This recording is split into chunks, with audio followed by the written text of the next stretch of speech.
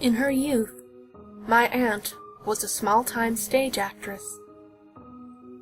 She never really took off as a performer, but I've seen photos of her back in the early 70s, and she was stunningly beautiful.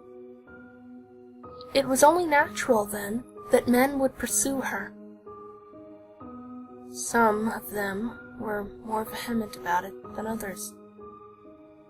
It was only after I became an adult that I was allowed to know this story in its entirety, and understandably so.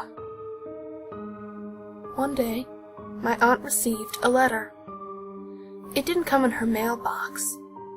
Instead, it was wedged between her front door and its frame. It was written on a typewriter and was unsigned. The envelope was blank. The message was virtually untraceable.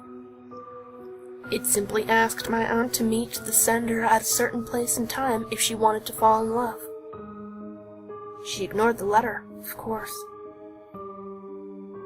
About a week later, she received another letter. Enclosed was a picture of a candle-lit table with 2 glasses of wine. This is the paraphrased content of the letter. Why did you stand me up like that?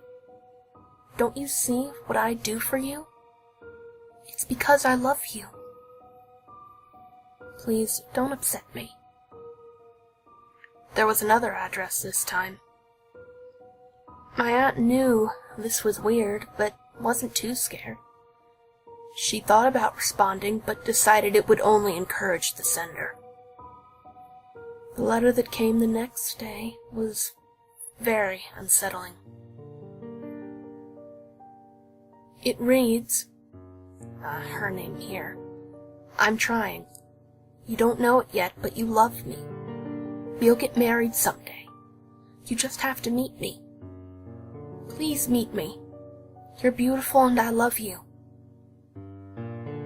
Enclosed was a picture of my aunt at her front door, reading the prior letter. After that, the police became involved. That night, they sent an officer to camp out in an undercover car nearby and watched the house to make sure nobody broke in or took more pictures. Nobody showed up. The police essentially said, "It looks like you're safe. Have a nice day." They told my aunt to call them if anything else happened, but they couldn't afford to have someone watch her house every night. It was a few days before the next letter arrived. Not even the law can stop true love. You can't resist me forever. I'll do anything for you. Meet me. Another address this time. My aunt called the police, and they agreed to show up to the address indicated by the letter. They urged my aunt not to go, and she gladly stayed home for the night. It's a good thing she did. She had tried to stay awake to see the results, but the police didn't respond for many hours. The final letter arrived sometime after my aunt fell asleep. It was on her front porch, resting on top of a small package. The letter read, "You have made a terrible mistake. Don't deny me any longer.